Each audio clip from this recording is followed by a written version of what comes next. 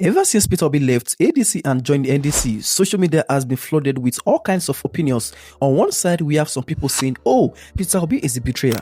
On the other side, we have some people saying, no, he's a loyal politician. So who is right or wrong? And as you already know on this channel, I'm going to break it down for you in a simple way. And trust me, at the end of this video, you are going to get the full picture. But first, I need to ask you something directly. How many parties has Peter Obi joined since 2022? Let me count with you. PDP, Labour Party, ADC, now NDC.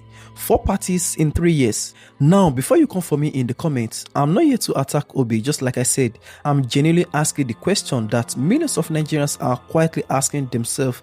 Is this man loyal, or is he just looking for the most convenient vehicle to get to Aso Rock?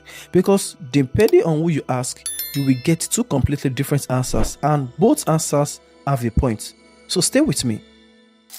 Let us go back to the beginning, 2022. Peter Obi was in PDP.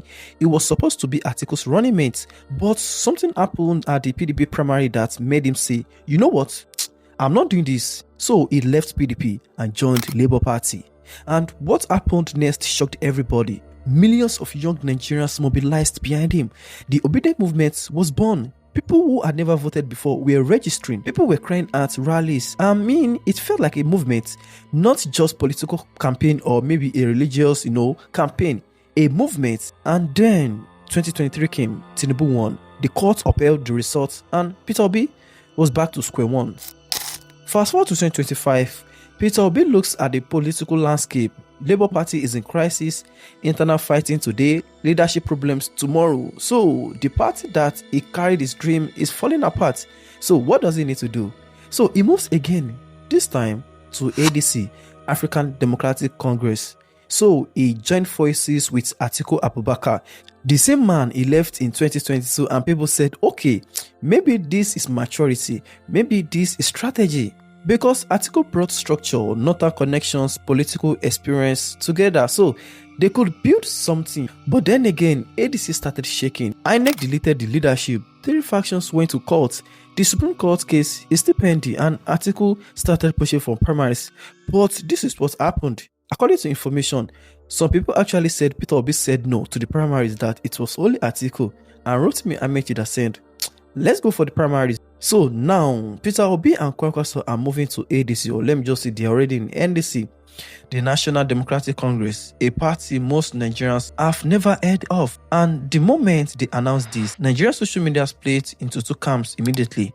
Camp 1 said, this man is a serial defector. He cannot be trusted. How do you lead a country if you cannot commit to one party? Camp 2 said, wait, look at why he keeps leaving. PDP, he left because the primary was manipulated.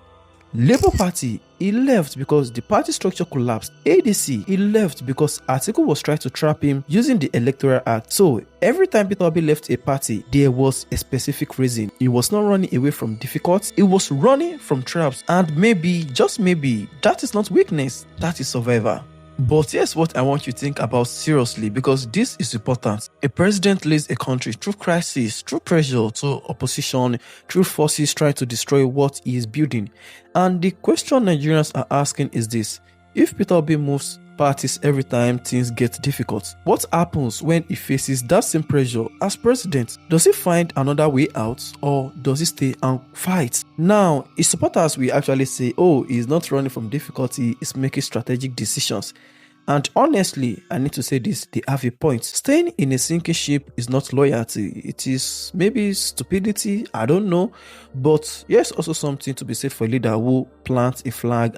I am not moving, come and fight me here. The Nigerian presidency is not a party. You cannot defect from Aso Rock when things get hard. So the question is not whether Peter Obi is loyal to a party. The question is he loyal to Nigeria? So I want to hear from you. Is Peter Obi a strategic politician making smart moves, or is he a serial defector who cannot be trusted with the presidency? And which party do you think will finally be permanent home? Drop your honest take in the comment. Team Obi or not? Be honest. That is the honest breakdown. PDP, Labour Party, ADC, NDC, 4 parties, 3 years, 1 goal. And whether you love him or question him, nobody can deny that Peter Obi is the most talked about politicians in Nigeria today. I mean, right now. And 2027 will be his final answer to every question being asked about him today. Like this video if it's made you think, and subscribe and turn on your notification. Don't forget to share this video. Let's keep everyone informed. Thank you for watching, and I'll see you in my next video.